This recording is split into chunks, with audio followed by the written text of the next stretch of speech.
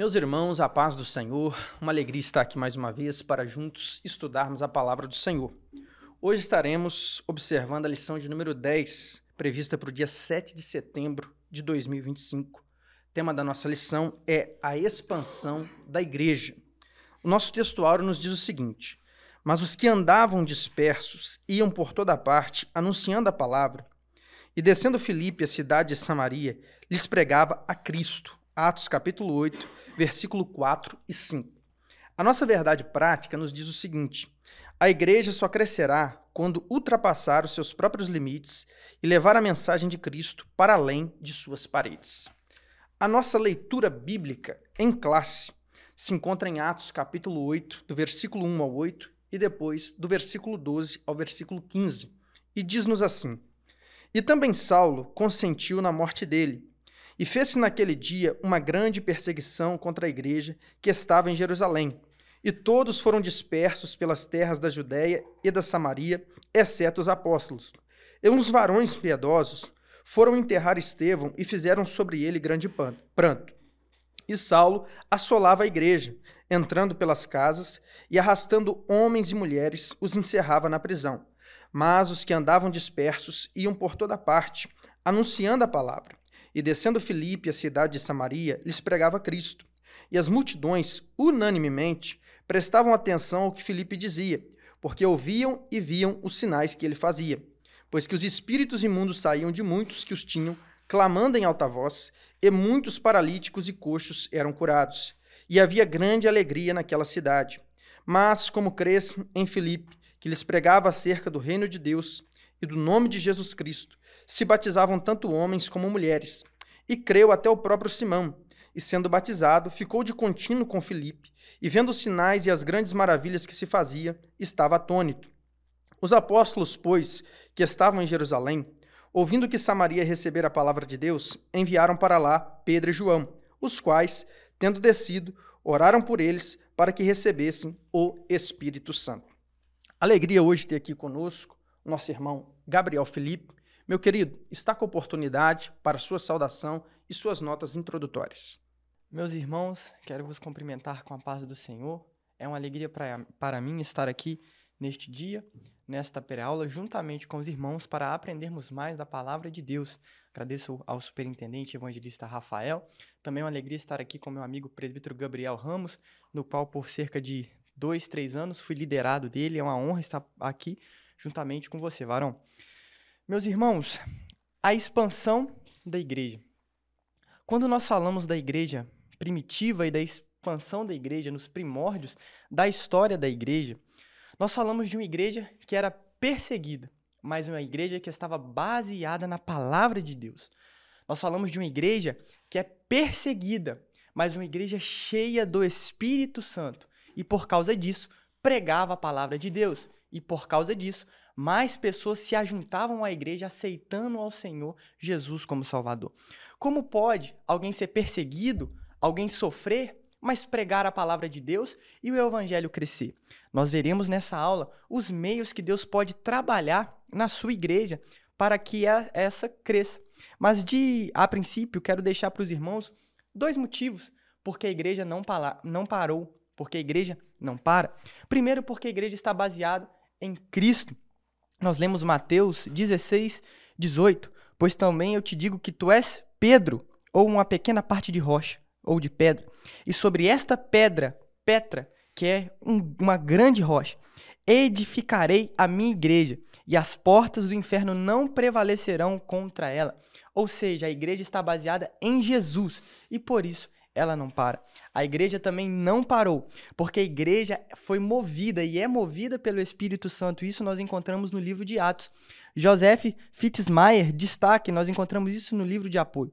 O Espírito aparece pela primeira vez em Atos 1:2 e logo mais 56 vezes.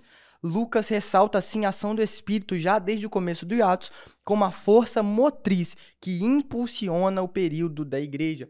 Ou seja, a perseguição e a fúria dos outros contra a igreja era grande, mas o fogo do Espírito no coração dos crentes era maior ainda. Por isso a igreja não parou, mas pelo contrário, se expandiu. Alegria também ter aqui conosco o presbítero Gabriel Ramos, membro da Assembleia de Deus, Ministério Semear, presidente, pastor, Obedias, um amigo. Meu querido, Deus continue te abençoando, uma alegria ter você aqui conosco. Está com a oportunidade para sua saudação e suas notas introdutórias. Meus irmãos, a paz do Senhor Jesus, é um motivo de alegria estar cooperando com os irmãos em mais de uma pré-aula. Com o meu amigo evangelista Rafael, diácono Gabriel Felipe, é um prazer estar aqui juntamente com os irmãos. A lição de hoje vai abordar sobre o crescimento da igreja, mesmo diante as dificuldades. A igreja primitiva, mesmo diante da perseguição, ela não recuou, mas ela se espalhou em anunciar o evangelho de Cristo Jesus. Atos capítulo 1, versículo 8, Jesus Cristo, no ato de sua ascensão, ele vai dizer para os discípulos e para algumas mulheres que ser-me-eis testemunhas, tanto em Jerusalém, Judeia e Samaria, e até os confins da terra. Nós vemos no livro de Atos, no seu capítulo de número 8, que Deus ele vai usar algumas circunstâncias para cumprir os seus propósitos. Circunstância essa, a morte de Estevão. E qual era o propósito de Deus? Espalhar e que a igreja viesse crescer, um crescimento não somente em Jerusalém, mas também em Judeia, Samaria e até os confins da terra. Porque a igreja não para mediante a perseguição, porque é o Espírito Santo que está guiando e é o Espírito Santo que está conduzindo até chegar ao seu destino final. Meus irmãos, palavra-chave da nossa lição, evangelização. Falar sempre com Deus é comunhão, falar o que Deus fez é gratidão, falar o que Deus é adoração, falar dos homens para Deus é intercessão, mas falar de Deus para os homens é evangelização. O crente que não evangeliza, ele precisa ser evangelizado de novo. Ou você é um missionário, ou então você se torna um campo missionário. Já dizia Charles Spurgeon, príncipe dos pregadores, crente que não prega o evangelho não é crente, é impostor. E talvez alguém pense, mas eu não tenho dom de pregar. Mas na Bíblia, pregar não é dom, é mandamento. Jesus disse em Marcos 16,15, ide por todo mundo, pregai o evangelho a toda criatura. Quem crê e for batizado será salvo, mas quem não crê será condenado. Na tua boca, crente, está a palavra, que pode condenar aquele que não crê, mas que pode salvar aquele que crê. Vamos então ao primeiro tópico da nossa lição, a igreja diante da perseguição, e no subtópico 1, embora perseguida, não fragmentada. Gabriel Felipe. Meus irmãos, vamos nos atentar em Atos capítulo 8, versículo 1. E também Saulo consentiu na morte dele, e fez-se naquele dia uma grande perseguição contra a igreja que estava em Jerusalém, e todos foram dispersos pelas terras da Judéia e da Samaria, exceto os apóstolos. Agora versículo 4, mas os que andavam dispersos iam por toda parte anunciando a palavra de Deus. Ou seja, nós entendemos aqui que a perseguição que foi lançada sobre a igreja causou essa dispersão, mas esses crentes dispersos começaram a anunciar a palavra de Deus e o ide do Senhor foi sendo cumprido, tanto em Jerusalém, Judeia, Samaria e até os confins da terra. Ou seja, nós entendemos aqui que às vezes Deus pode permitir perseguições, Deus pode nos colocar às vezes ou permitir que nós entremos em situações de desconforto, mas mesmo nessas situações de desconforto, Deus pode cumprir propósitos, e é o que aconteceu aqui. A igreja não parou, ela se dispersou no sentido geográfico, mas continuou pregando a palavra. Deus tem esses modos de operar. Quando nós lembramos lá de Paulo e Silas, quando aqui em Atos, capítulo 16, versículo 9, Paulo teve de noite uma visão em que se apresentava um varão da Macedônia e lhe rogava, dizendo, passa a Macedônia e ajuda-nos. Então a Bíblia vai nos dizer, e dali para Filipos, que é a primeira cidade dessa parte da Macedônia, e é uma colônia, e estivemos alguns dias nessa cidade, ou seja, essa cidade que eles chegaram aqui foi a primeira cidade da Europa que Paulo chegou. E nós sabemos que depois, para essa cidade, ou para os crentes dessa cidade, Paulo vai escrever uma carta aos Filipenses, que é a carta da alegria. Mas olha como foi o início dessa igreja lá. Paulo, por causa que repreende um espírito maligno de uma mulher, ele é preso. Paulo e Silas são presos, são açoitados. Eles são colocados numa situação de extrema dificuldade. Mas à meia-noite, quando cantavam e oravam, o Senhor manda um terremoto, os grilhões se quebram e um daqueles soldados quer tirar sua própria vida. Mas ele falou, opa, não faça isso não, crê no Senhor Jesus, será salvo tu e tua casa. E ele e sua família foram batizados. Ou seja, no início da igreja de Filipos, teve uma grande dificuldade. Eles foram açoitados, perseguidos, mas para a honra e glória do nome do Senhor, alguém foi liberto, alguém aceitou o Senhor Jesus juntamente com sua casa. Ou seja, que nós possamos entender que às vezes situações de perseguição e dificuldade podem nos levar a fazer o ide do Senhor e Deus cumprir os seus propósitos através de nós. Gabriel Ramos. Após a morte de Estevão, descrita em Atos capítulo de número 8, não houve uma fragmentação doutrinária, e sim a igreja, juntamente com todos os apóstolos, usaram de estratégias para que houvesse um crescimento e que pudessem espalhar o evangelho por todo o mundo antigo. Nós vemos que no capítulo 4 e 5 de Atos dos Apóstolos, nós vemos uma perseguição mais focada na liderança da igreja, mais focada agora nos apóstolos. Mas a partir do capítulo de número 8, nós encontramos que houve uma dispersão. Atos 8, versículo 1. E uma grande perseguição contra a igreja que estava em Jerusalém, e todos foram dispersos pelas terras da Judéia e de Samaria, exceto os apóstolos. Nós vemos que a perseguição foi uma motivação, embora no momento de dificuldade, uma motivação para que eles pudessem sair de Jerusalém em direção à Judéia e em direção a Samaria. Mas isso não foi por acaso, foi para a propagação do Evangelho de Cristo Jesus. A perseguição ajudou na divulgação das boas novas. Deus traria grandes resultados a partir do sofrimento daqueles cristãos. Então nós observamos que nada acontece por acaso. Antes de você questionar a Deus por uma dificuldade, pergunta para ele qual é o propósito, porque a perseguição que o povo estava enfrentando, que a igreja estava enfrentando em Atos capítulo 8, trouxe um grande crescimento para a igreja de Cristo Jesus. A estratégia do diabo fracassou, meus irmãos, pois a perseguição que se seguiu ao martírio de Estevão, ao invés de deixar a igreja fragmentada, fez a igreja crescer. A igreja que até então estava concentrada apenas em Jerusalém e Judéia, motivada pela perseguição. Ela avança para Samaria, Antioquia e até os confins da terra. E esse, desde o princípio, era o propósito de Cristo para a igreja. Atos 1,8, ele disse, ser-me-eis testemunhas em Jerusalém, Judéia, Samaria e até os confins da terra. Muitas vezes, o tiro que o diabo dá sai pela culatra, ou então ele mira na igreja e acerta o próprio pé.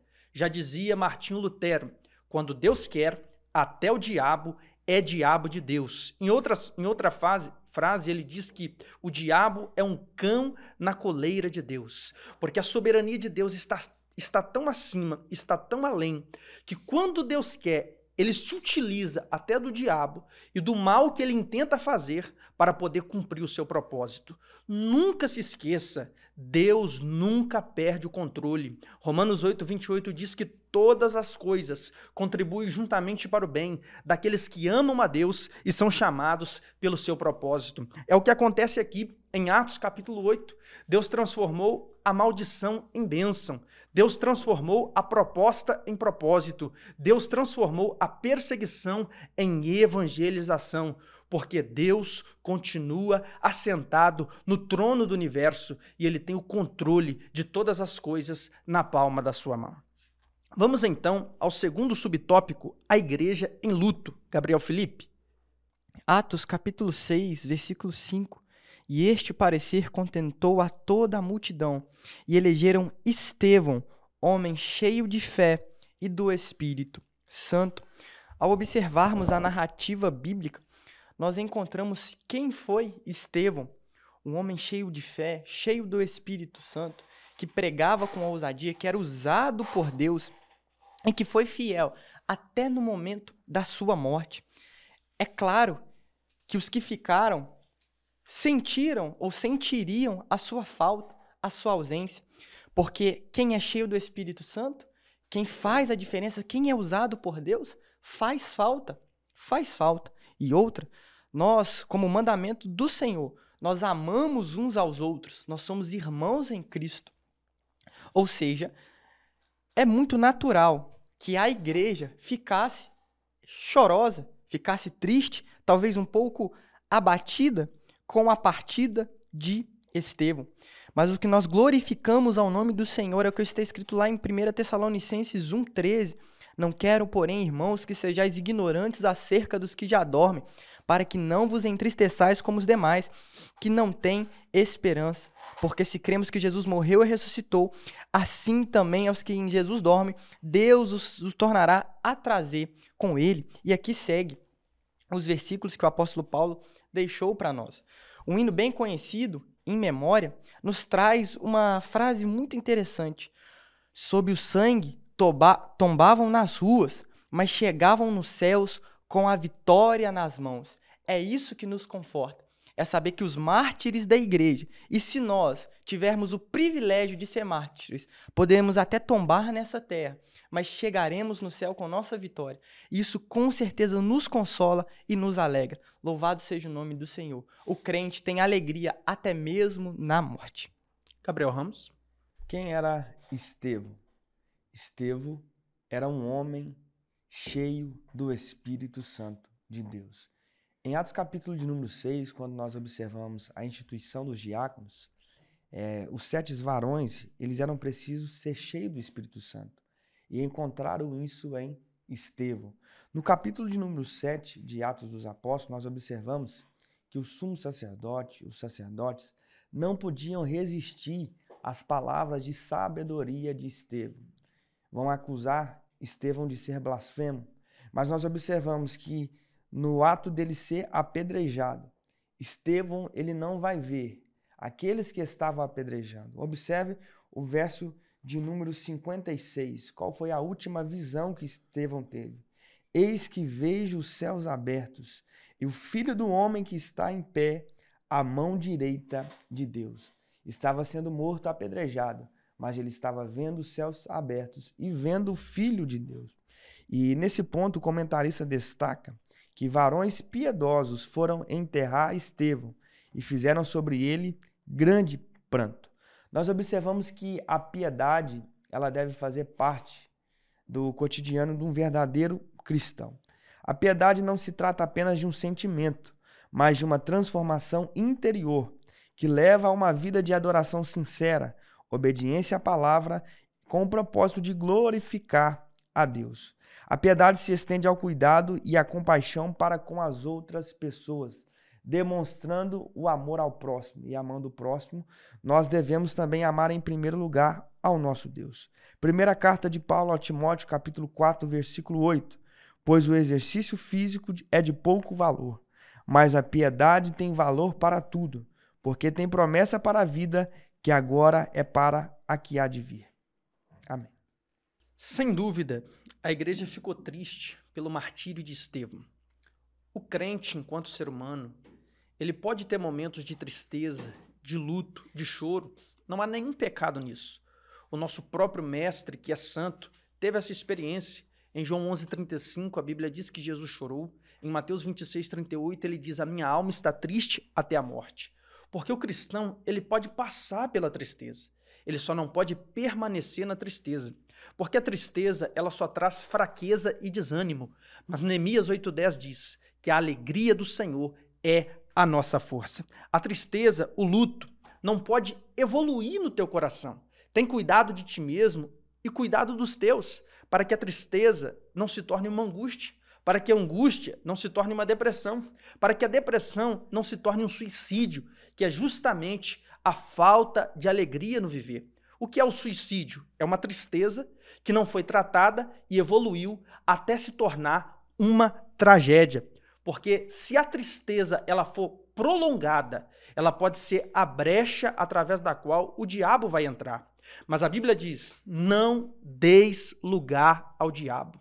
Eu sei que vida cristã não é facilidade, mas é felicidade. Deus quer que você seja feliz. Salmo 100, verso 2, servir ao Senhor com alegria. Filipenses 4, verso 4, alegrai-vos sempre no Senhor. Não deixe que as adversidades da vida apaguem o brilho da tua alegria, mas faça como Abacuque, ainda que a figueira não floresça, nem haja fruto na vide, e o produto da oliveira minta, e os campos não produzam mantimento, as ovelhas da malhada sejam arrebatadas, e nos currais não haja gado. Todavia, eu me alegrarei no Senhor e exultarei no Deus da minha salvação. Com isso, concorda Paulo em Romanos 14, 17, dizendo que o reino de Deus não é comida nem bebida, mas é justiça, paz e alegria no Espírito Santo. O terceiro subtópico da nossa lição, mas não desesperada, Gabriel Felipe.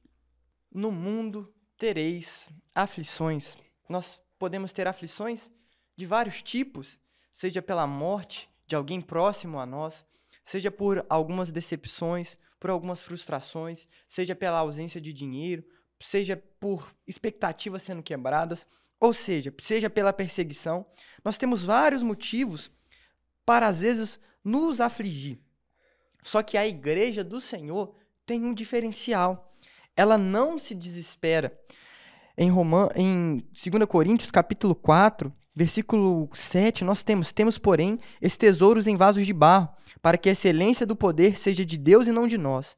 Em tudo somos atribulados, mas não angustiados, perplexos, mas não desanimados, perseguidos, mas não desamparados, abatidos, mas não destruídos. Ou seja, nós podemos até ter coisas que nos atingem para tentar nos fazer parar. Só que o crente, o cristão, ele caminha por algo maior. Ele sabe quem ele serve e as promessas que o Senhor Jesus nos fez. O apóstolo Paulo vai dizer em Romanos 8,18, porque para mim tenho por certo que as aflições deste tempo presente não são para comparar com a glória que em nós há de ser revelada. Ou seja, meus queridos irmãos, como o evangelista Rafael disse, nós podemos até passar por momentos de tristeza, mas não podemos permanecer. Nós cremos no Deus que nos ajuda, que está conosco. Nos lembremos do que o apóstolo Paulo também diz aos Filipenses. Irmãos, quanto a mim não julgo que haja alcançado, mas uma coisa faço é que, esquecendo-me das coisas que atrás ficam e avançando para as que estão diante de mim, prossigo para o alvo, pelo prêmio da soberana vocação de Deus em Cristo Jesus. Versículo 20. Mas a nossa cidade está no céu, onde também esperamos o Salvador, o Senhor Jesus Cristo. Gabriel Ramos. O desespero, ele pode te levar ao pecado.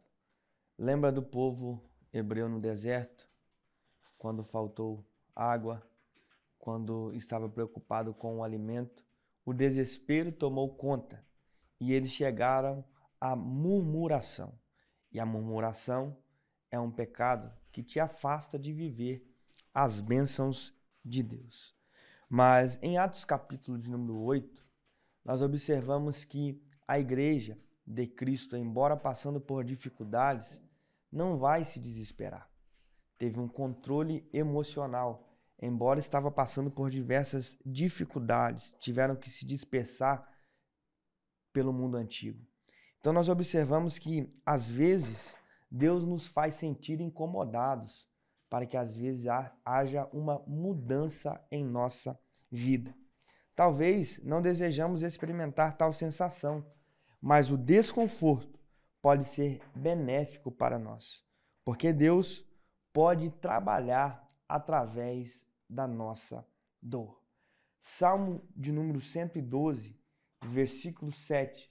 Não temerá maus rumores, o seu coração está firme, confiando no Senhor. Meu irmão, não se desespere, embora esteja passando por dificuldades. Faça como fez a igreja primitiva. Não se desespere em meio às aflições, não se desespere em meio às dificuldades. Esteja com o seu coração firmado em Cristo Jesus. A igreja chorou, mas ela não se desesperou, porque desespero vem de desesperança, que é justamente a falta de esperança. Isso não combina com o salvo, porque a nossa esperança não é mero sentimento, não é mera expectativa. A nossa esperança é uma pessoa. Colossenses 1:27, Paulo diz: Cristo em vós, a esperança da glória. O adágio popular diz que a esperança é a última que morre, mas isso não serve para o crente, porque a nossa esperança é Cristo. Morreu, mas ao terceiro dia ressuscitou e está vivo pelos séculos dos séculos. Provérbios 14:32 diz que o ímpio, pela sua malícia, será lançado fora, mas o justo, até na sua morte, tem esperança. Aqui, no caso da igreja primitiva, o apedrejamento mata o corpo, a espada mata o corpo, a perseguição mata o corpo. Nos dias atuais, poderíamos dizer, a velhice mata o corpo, o acidente mata o corpo, a doença mata o corpo, mas não pode matar a esperança do crente fiel que encontrará com Jesus Cristo no céu da glória. Chegamos então ao segundo tópico da nossa lição, a igreja que evangeliza. E no subtópico 1 nós temos evangelização centrada na palavra. Gabriel Felipe. Meus irmãos, se falamos de evangelismo ou evangelização, nós falamos da pregação da palavra de Deus. Muitas das vezes nós queremos evangelizar e para isso nós adotamos estratégias mirabolantes, queremos, como diz o ditado popular, inventar moda para poder evangelizar ou para poder atrair pessoas. Claro que toda estratégia aprovada por Deus e toda estratégia bem pensada e pautada nas Escrituras é bem-vinda, sim. Mas eu falo daqueles que se usam de métodos até absurdos para pregar ou para dizer, atrair pessoas. Meus irmãos, a coisa fundamental ou principal no evangelismo, na qual estamos baseados, é na palavra de Deus, porque nós acreditamos que a palavra de Deus transforma o homem. Hebreus 4:12, porque a palavra de Deus é viva e eficaz, e mais penetrante do que qualquer espada de 2 gumes, e penetra até a divisão da alma e do espírito, e das juntas e medulas, e é apta para discernir os pensamentos e intenções do coração. 2 Timóteo também, capítulo 3, versículo 16, toda escritura divinamente inspirada é proveitosa para ensinar, para redarguir, para corrigir, para instruir em justiça. Eu posso falar para alguém várias coisas, aquilo pode não passar da minha opinião, daquilo que eu acho, e o que eu falo não muda a pessoa, o que eu falo não tem efeito na pessoa. Agora, quando eu falo da palavra, que é a palavra de Deus, aí sim, aí tem efeito, porque o Espírito Santo, através ali da palavra, entra no coração da pessoa e transforma. Ah, Gabriel, mas o sermão é duro, às vezes a palavra de Deus é dura. Sim, Jesus prega um dos seus mais duros sermãos em João capítulo 6, e alguns começam a ir embora, alguns começam a deixar achando que o sermão estava duro demais, mas alguém entendeu o recado. Pedro vira para o Senhor Jesus e fala: Senhor, para quem eu irei? A palavra está dura, mas é palavra de vida eterna, só tu tem a palavra de vida eterna. Então que nós possamos nos debruçar na palavra de Deus, buscar na palavra de Deus, estudar a palavra de Deus, porque eu tenho certeza que se nós conhecermos esta palavra, o Espírito Santo nos usará e almas virão até Cristo. É isso que acontecia com a igreja primitiva. Os irmãos buscavam o Senhor na palavra e eram cheios do Espírito Santo. O resultado não poderia ser outro: conversão de vidas a Cristo, porque a palavra de Deus transforma o homem. O Espírito Santo nos usará para pregar essa palavra e almas se renderão a Cristo. Gabriel Ramos. Atos dos Apóstolos também pode ser considerado o livro de Atos do Espírito Santo, porque no livro de Atos dos Apóstolos nós vemos imposto o mover do Espírito Santo conduzindo a igreja de Cristo. E nós precisamos ter em mente que não tem como ter êxito na pregação sem a presença do Espírito Santo de Deus. Atos capítulo de número 1, versículo 8. Mas recebereis a virtude do Espírito Santo, que há de vir sobre vós, e ser-me-eis testemunhas. Nós vemos uma progressão. Em primeiro lugar, eles receberiam o Espírito Santo. Segundo lugar, através do recebimento do Espírito Santo, esse mesmo os daria poder. Em terceiro lugar, através do recebimento de poder, através do recebimento do Espírito Santo, eles iriam testemunhar e com isso alcançariam resultados extraordinários. Não foi por mover humano, mas sim pelo mover do Espírito Santo de Deus. Nos tempos atuais, muitos querem modernizar a pregação do Evangelho, mas eu quero te dizer que o Evangelho ele é puro, ele é simples, e o lema da Assembleia de Deus ainda continua sendo o mesmo. Jesus Cristo, ele cura, Jesus Cristo, ele liberta, ele salva e em breve voltará para buscar a igreja lavada e remida no sangue do Cordeiro. Somos apenas instrumentos, precisamos viver pelo Espírito Santo e centrado na palavra e sendo guiado pelo Espírito Santo. Atos dos Apóstolos não existe a expressão amém. Por que, Gabriel, não existe a expressão amém? Porque a igreja ainda continua na terra. E se ao livro do Atos do Espírito Santo, o Espírito Santo ainda continua movendo, ainda continua guiando a igreja e ainda continua convencendo o homem do pecado. Atos 8:4. Os que iam dispersos iam por toda parte anunciando a palavra. E alguém poderia pensar, mas por que a palavra? Porque esta palavra, ela é pão para o faminto, ela é água para o sedento. Esta palavra é lâmpada para aquele que está em trevas. Esta palavra é o embrulho do melhor presente que alguém pode receber, e o presente é Jesus Cristo. Esta palavra, ela é o manual de fé, prática e conduta do cristão. Esta palavra é a bússola que na longa jornada da vida, ela nos mostra a direção certa. Esta palavra, ela é o prumo que nos acerta e nos coloca em retidão para servir a Deus. Ela é a espada que penetra até a divisão da alma. Ela é o martelo que quebranta o coração de pedra. Esta palavra é a única arma que, se te acertar, ela não te mata. Ela te dá vida e vida com abundância na presença do Senhor. Alguém poderia pensar, mas por que a palavra? Porque a palavra é o mapa. Não vai te levar para um baú cheio de ouro, mas vai te levar para uma cidade onde as ruas são de ouro e os muros são de jaspes. Como diz a célebre frase do reverendo Billy Graham, faço questão de citá-la aqui. Estude a palavra para ser sábio, obedeça a palavra para ser santo e creia na palavra para ser salvo. Chegamos então ao segundo subtópico da nossa lição, evangelização centrada em Cristo, Gabriel Felipe. Meus irmãos, olha que interessante. Atos 8:5, e descendo Filipe à cidade de Samaria, lhes pregava a Cristo. Este Filipe, o comentarista nos informa, é o Filipe escolhido como um dos diáconos lá em Atos capítulo 6. Este parecia contentar toda a multidão, e elegeram Estevão, homem cheio de fé e do Espírito Santo, e Filipe. E olha que interessante, ele pregava a Cristo. A Cristo. E a nossa fé está baseada em Cristo. O apóstolo Paulo vai dizer em 1 Coríntios 15:14, e se Cristo não ressuscitou, logo é vã a nossa pregação, e também é vã a vossa fé. Ou seja, o que nós entendemos aqui? Que a nossa fé, que a nossa salvação está em Cristo Jesus. A oferta de Filipe não era, podem vir até aqui que eu vou curar todos que aqui vierem pelo poder do Espírito Santo, e aí vocês aceitem ao Senhor Jesus por causa disso. Não, venham até aqui que eu vou dar uma chave de uma casa para vocês, e aí vocês podem servir a Cristo. Não, não é assim.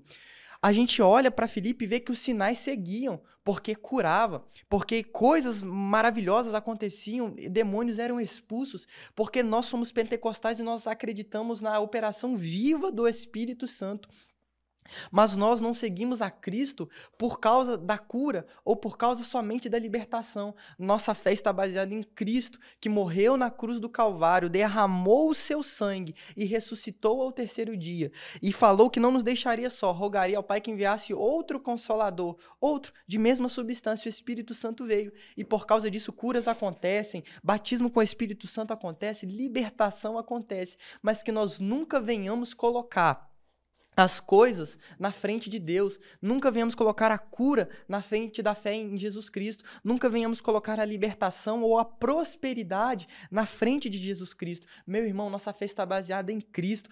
Pregue a Cristo, viva o Evangelho de Cristo, anuncie a Cristo, porque é o amor de Deus por nós, é a morte de Jesus e sua ressurreição, é o sacrifício vicário de Jesus na cruz que nos dá a permissão, a chancela, para nós entrarmos no céu. Então, que nós possamos ser como Filipe, pregar a Cristo, a Cristo, a Cristo, a sua palavra, porque Cristo basta.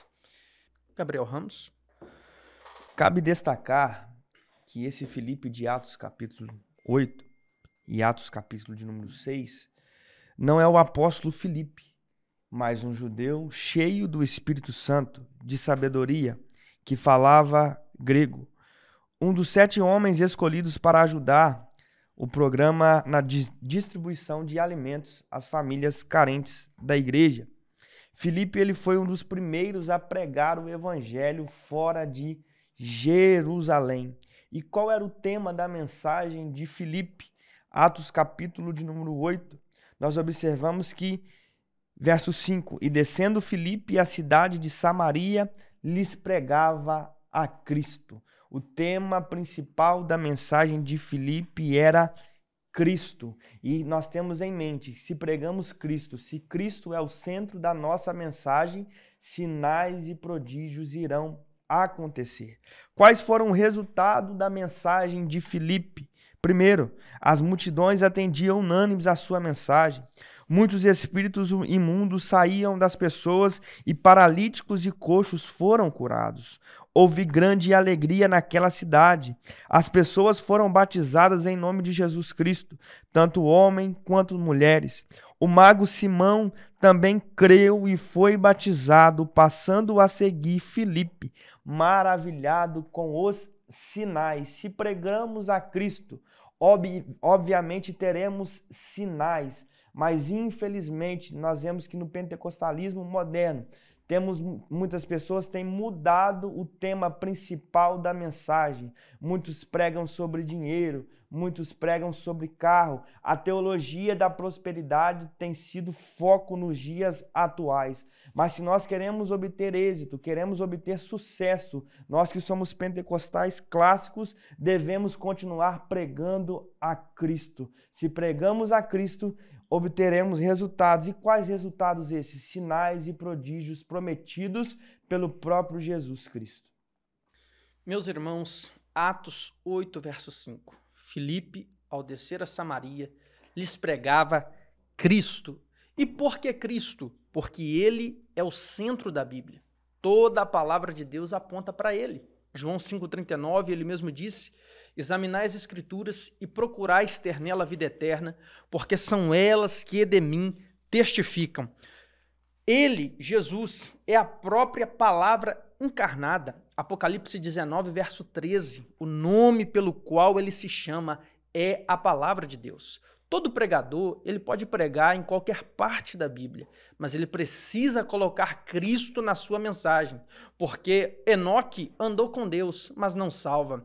Abraão era amigo de Deus, mas não salva. Moisés era o mais manso da terra, mas não salva. Sansão era o mais forte, mas não salva. Davi era o homem segundo o coração de Deus, mas não salva. Salomão foi o mais sábio, mas não salva. Daniel foi fiel, mas não salva. Mas Jesus Cristo, como já dito, ele salva, ele cura, ele liberta, ele batiza com o Espírito Santo e ele voltará para buscar a sua igreja. João capítulo 3, verso 18, a Bíblia diz que quem nele crê não é condenado, mas quem não crê já está condenado. É semelhante a alguém que está se afogando no alto do mar e alguém lança uma boia para salvá-lo. Se ele agarra a boia, ele está salvo, mas se ele rejeita a boia, ele já está condenado. O seu fim é se afogar. Perceba que o ser humano vai para o inferno, não é porque Deus quer. 1 Timóteo 2,4 diz que Deus quer que todos os homens se salvem e venham ao conhecimento da verdade.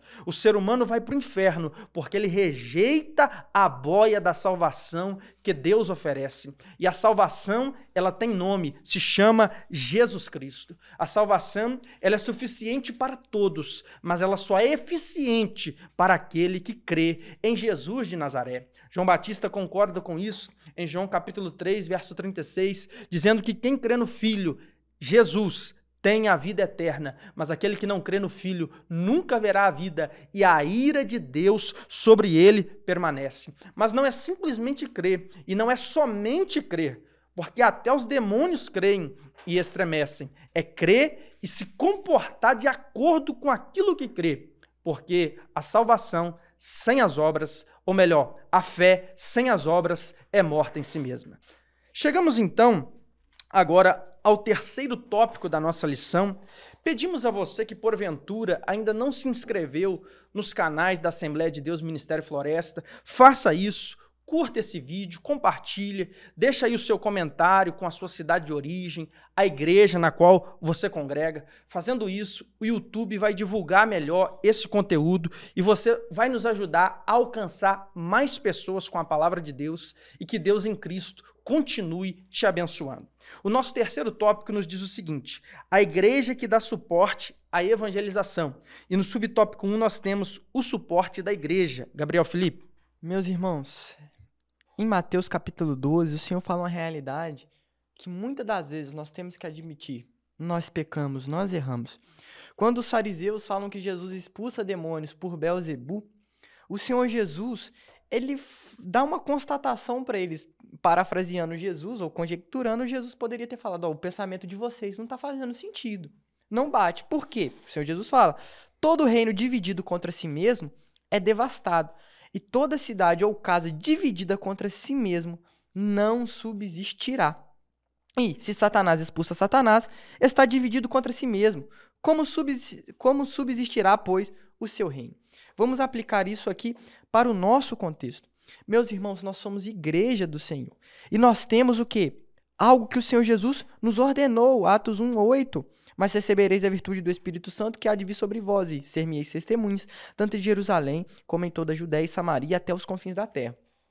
Como nós pregaremos, como nós cumpriremos essa missão, como nossa pregação vai ser eficaz se nós não dermos suporte um ao outro, se nós não estivermos unidos pela pregação do Evangelho. Imagina se os apóstolos, ao verem Filipe pregando em Samaria, mandassem uma carta dizendo, você está aí agora, funda um ministério aí para você se vira para aí, nós não vamos te dar suporte não. Imagina se nós abandonarmos os missionários. Não, você está em outro lugar agora, dá seus pulos, arranja seu jeito. Imagina se nós virarmos um para o outro e falarmos cada um por si e Deus por todos. Não, de maneira nenhuma. Nós precisamos estar unidos na pregação do Evangelho, em um só propósito na pregação do Evangelho, unidos por um propósito maior que a pregação do Evangelho. Por isso que nós precisamos dar suporte um ao outro, é por isso que nós precisamos apoiar os missionários, orar pelos missionários, mandar recursos para os missionários. Na nossa evangelização local, precisamos apoiar os trabalhos evangelísticos, precisamos nos ajudar, porque dessa forma o reino de Deus será, e o nome de Deus será glorificado. Gabriel Ramos. Efésios 4:2. Com toda a humildade e mansidão, com longanimidade, suportando-vos uns aos outros em amor. Esse versículo ele traz menção, suportando-vos uns aos outros em amor. Esse texto não quer dizer que você está tolerando o irmão que é chato, ou tolerando a irmã que é chata, não. Isso quer dizer que você deve servir como suporte. Deus te chamou para servir de suporte. Suportai-vos em amor. E nós observamos que Pedro e João, eles serviram como suporte para a igreja que estava em Samaria. Pedro e João foram lá por um motivo específico, pedir a Deus que desse o Espírito Santo aos samaritanos. Embora existia uma insegurança a respeito da possibilidade do Espírito Santo ser concedido aos gentios, Pedro e João foram até Samaria. Este mesmo João, que em Lucas capítulo 9, versículo 54, ele vai perguntar a Jesus se deveria pedir que descesse fogo do céu para consumir uma aldeia samaritana que se recusara a recebê-los. Agora, transformado pelo Espírito Santo, ele vai até Samaria para servir como suporte. Mas, embora essa dúvida persistia no coração de Pedro e João, nós vemos que a partir de Atos, capítulo de número 10, com a experiência de Pedro e Cornélio, nós observamos que Pedro percebeu que o evangelho era para gentio, era para grego, para judeu, para toda a raça humana. E este evangelho de Cristo Jesus nos alcançou. Meus irmãos, por que é necessário o suporte da igreja? Filipe foi um instrumento de Deus para que muitas almas fossem ganhas em Samaria, e os que creram foram batizados apenas na água. Não receberam o batismo com o Espírito Santo. Para isso, a igreja enviou ali os apóstolos, Pedro e João, que orando por eles, lhes impuseram as mãos e assim eles receberam o dom do Espírito. Isto porque no reino de Deus, cada um faz a sua parte. A obra de Deus não é feita sozinha. Eclesiastes 4:9, a Bíblia diz que é melhor serem dois do que um. É por isso que Moisés andava com Josué. É por isso que Elias andava com Eliseu. É por isso que Jesus envia os 70 de 2 em 2. É por isso que aqui a igreja envia Pedro e João a Samaria. É por isso que para fundar as Assembleias de Deus no Brasil, Deus enviou Daniel Berg e Gunnar Vingre, porque uma mão sozinha não bate palmas. A obra de Deus é feita com a união entre os irmãos. Não existe espaço para o lobo solitário no reino de Deus. A obra de Deus não é competição, é cooperação. Não é rivalidade, é unidade. Não é oposição, é união. É por isso que em nossa pré-aula nós fazemos uso de 3 pessoas na gravação. E chamamos pessoas do nosso campo e pessoas que são de outros ministérios também. Hoje, por exemplo, a gente tem o Gabriel, que é da casa, e a gente tem o outro Gabriel, que já foi da casa, mas que hoje está em outra casa. E quem está apresentando aqui tem que ter o cuidado para não confundir Filipe com Ramos. Mas é assim mesmo. A obra de Deus avança quando existe aliança e o nome do Senhor é glorificado.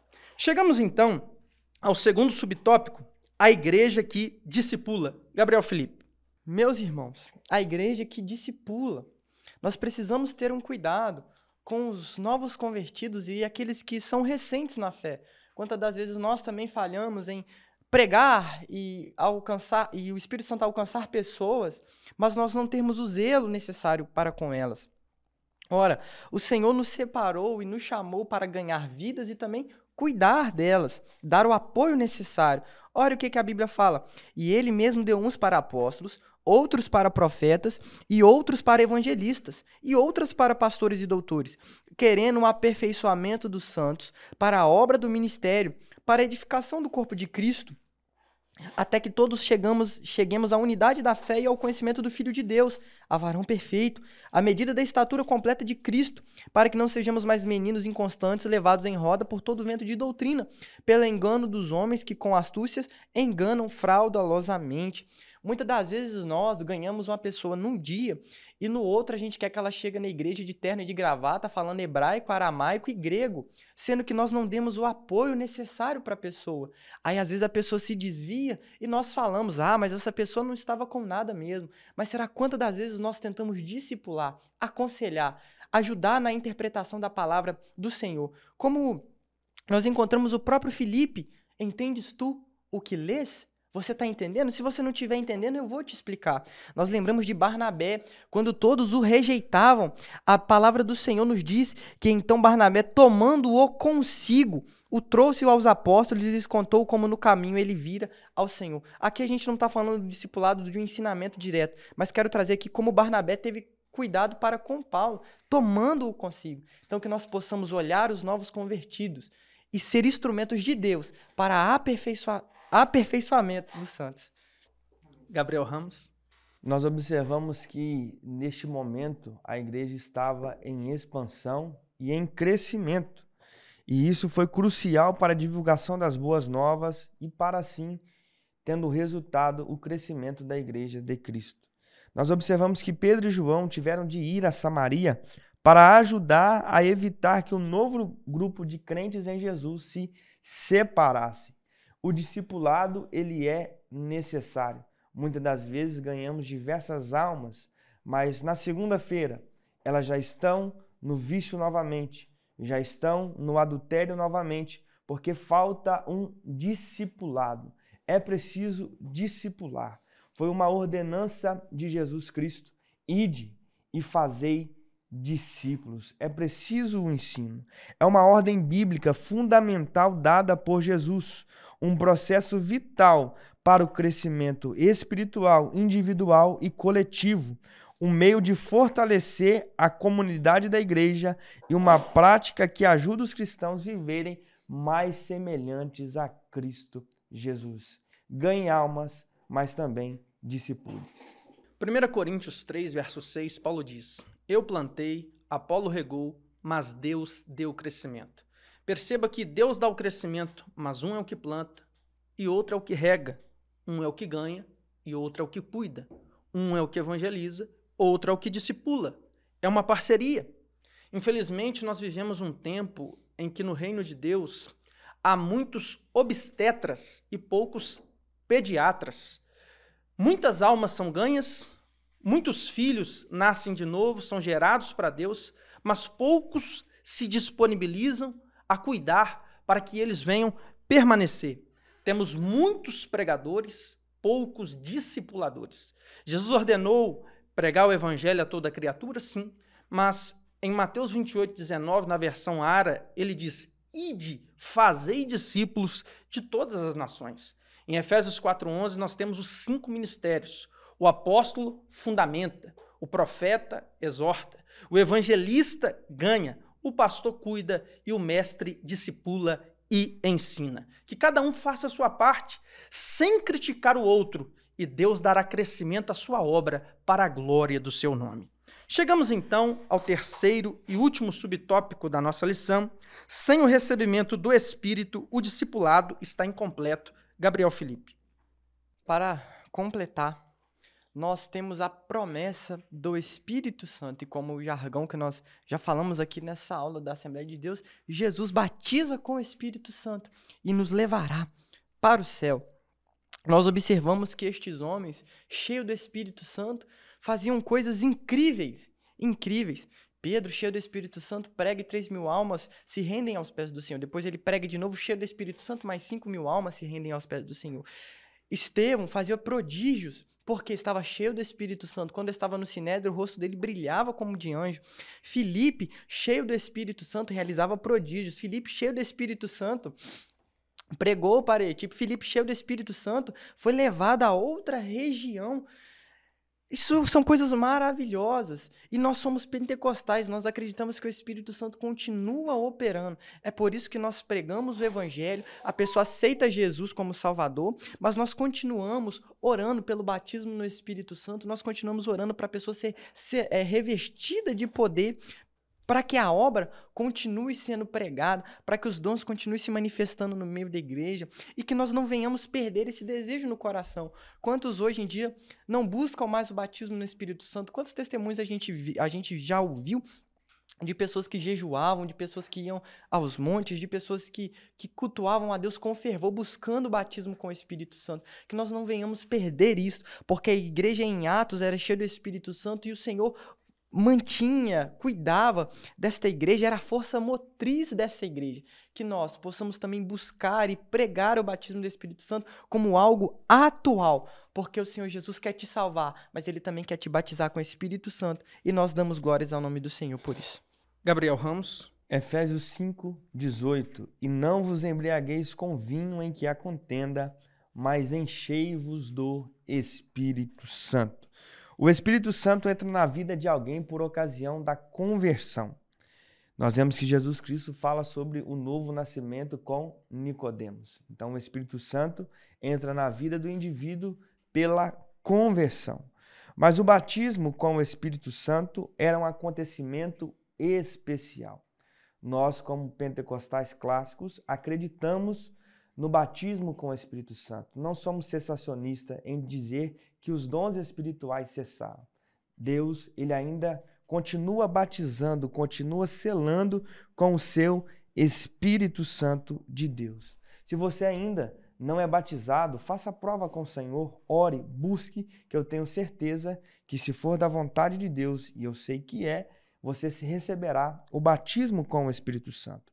Mas nessa ocasião de Atos, capítulo de número 8, quando Pedro e João perceberam o Senhor trabalhando na vida daqueles samaritanos, tiveram a certeza de que o Espírito Santo trabalha em todos os cristãos. O Espírito Santo seria derramado não apenas somente para os judeus, não apenas somente para os meios judeus, mas também para toda língua, para toda raça humana. Meus irmãos, Efésios 5,18, a Bíblia diz: não vos embriagueis com vinho em que há contenda, mas enchei-vos do Espírito. Há poucos dias eu fui lembrado por um irmão, um aluno nosso da Escola Bíblica Dominical, o Evangelista Domingos. Ele me disse algo interessante nesse versículo. O mesmo versículo, ele contém uma ordenança proibitiva e uma ordenança imperativa. Não vos embriagueis com vinho. Isso é uma proibição. Mas depois vem a ordem: enchei-vos do Espírito Santo. Às vezes, enquanto cristãos, nós damos muita atenção ao que a Bíblia proíbe, mas nos esquecemos daquilo que a palavra de Deus nos ordena. Quando a Bíblia proíbe e você faz, você peca pela emissão.